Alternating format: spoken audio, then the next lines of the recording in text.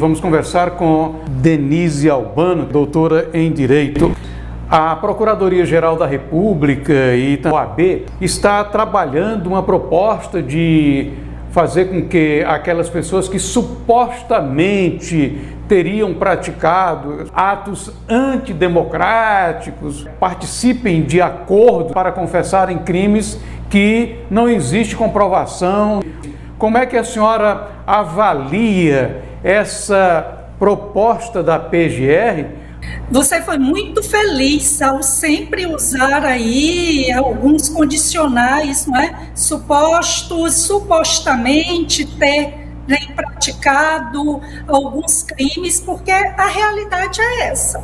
De fato, essas pessoas estão sendo como que instadas, provocadas, pressionadas a confessarem crimes vagos, imprecisos, sem a individualização da culpa dessas pessoas, sem uma consistência probatória, sem que haja provas que evidenciem a autoria de ilícitos penais. Mas temos esse tal de acordo de não persecução penal. O que é esse termo aí? O que é que ele significa? Isso é um instituto que remonta ao modelo de processo, principalmente norte-americano, em que a acusação e defesa podem negociar os termos da acusação. E em chamados crimes menos graves, é possível que a defesa concorde em não levar o processo adiante, em aceitar que aquela pessoa que está sendo acusada, o advogado dela, concorda em que ela confesse, reconheça crimes praticados, para aí não enfrentar um processo criminal com todo o custo pessoal, financeiro que ela tem, e assim esse acordo de não persecução penal levaria a pessoa a confessar esses supostos crimes sob a promessa de que ela não teria como que uma espécie de condenação certa. Então, as pessoas temendo uma sentença condenatória, como que se sentem por vezes pressionadas a concordar em confessar seus crimes, em se sujeitar ao que seriam penas mais brandas do que a prisão. E quem não se assusta com a prisão? Nessas condições em que elas não teriam um devido processo legal, onde poderiam se defender, apresentar suas provas, ter direito ao contraditório, e assim eu diria, como o próprio título da nossa pauta, que na verdade são como que tentativas de forçar confissões, reconhecimento de culpa, sob a promessa, com esses acordos, de que essas pessoas não seriam certamente condenadas, porque diante do cenário que a gente vive hoje no Brasil, seria quase certo que essas pessoas sofreriam penas extremamente graves. É algo indecoroso, Erivan, quem nos acompanha, eu não tenho outra palavra para assim definir. Doutora Denise, é possível que isso prospere? Eu espero que os advogados de defesa, de fato, estejam atentos a não ceder a essa proposta, com esses acordos, valem a pena para aqueles que são realmente culpados, para aqueles que de fato estão efetivamente, concretamente envolvidos com a prática de crimes e assim, diante de uma condenação quase certa, buscam exatamente esse acordo mais favorável. Mas, de fato, eu espero que as defesas, essas pessoas, os familiares, não cedam a tamanha pressão, uma espécie de sujeição humilhante a se aceitar como criminosos, sendo que a ampla maioria dessas pessoas, não negamos, não é, Erivan? A gente há um bom tempo vem discutindo questões relacionadas ao que ocorreu no dia 8 de janeiro e não negamos que houve alguns que cometeram excessos, depredações, alguns certamente com certo sonho golpista, ideário aí de uma ruptura institucional, mas a grande maioria estava ali única e exclusivamente exercendo o seu direito de manifestação, pleiteando a aplicação de artigos constitucionais, reivindicando uma maior transparência no processo eleitoral, se insurgindo diante de excessos que todo mundo acompanhou durante o processo eleitoral. Então, que essas pessoas que são inocentes tenham sua dignidade preservada, não sejam enquadrados como criminosos,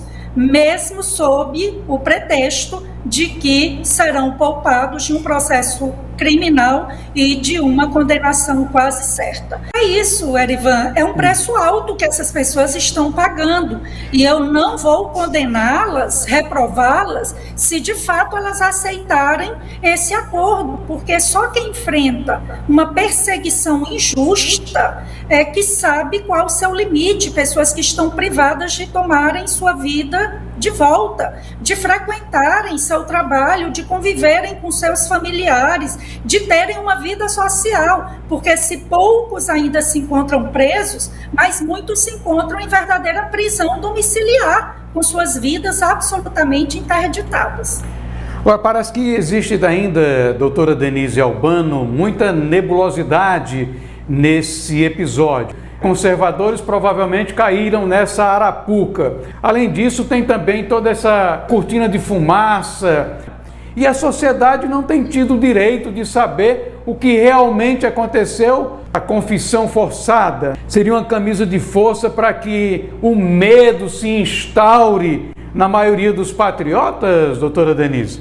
Com certeza. Seu diagnóstico, esse panorama que você trouxe, é absolutamente pertinente. O que eles querem, de fato, é impor uma narrativa. Eles querem impor essa versão de que houve uma grande articulação, um financiamento amplo de pessoas violentas, com pretensões golpistas, que invadiram num domingo. E eu gosto sempre da menção que aquele jornalista Silvio Navarro faz.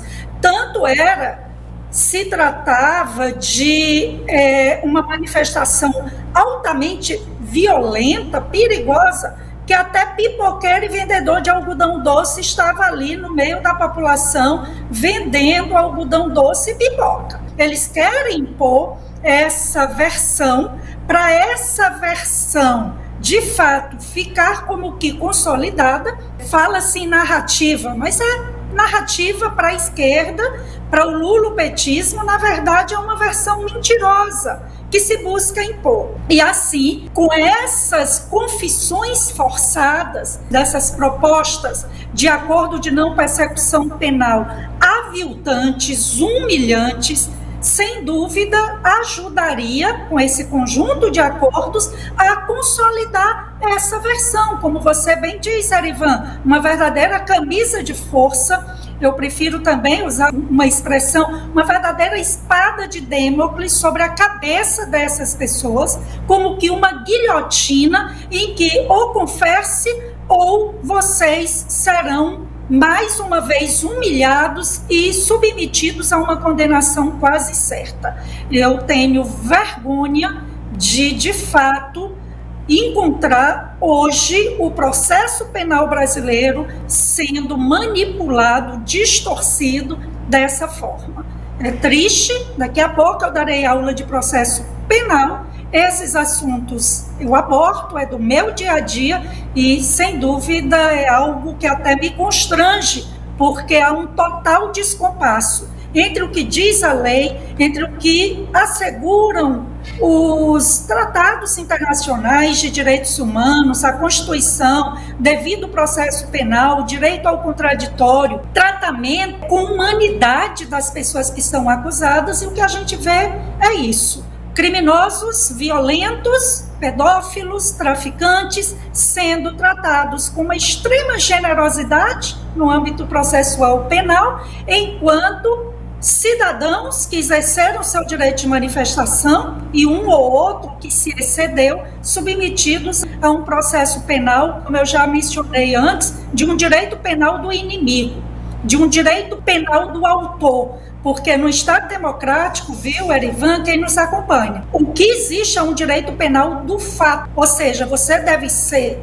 acusado, processado, julgado pelo que fez, não pelo que você é, que é o chamado direito penal do autor, visto em estados autoritários, ditatoriais, onde você é preso, é condenado, é humilhado, não pelo que você fez, você não é julgado pelo que fez, direito penal do fato, mas sim você é condenado pelo que você é, cidadão, conservador, patriota. Esse é o direito penal do autor, que só encontra guarida nos chamados estados despóticos, autoritários, ditatoriais.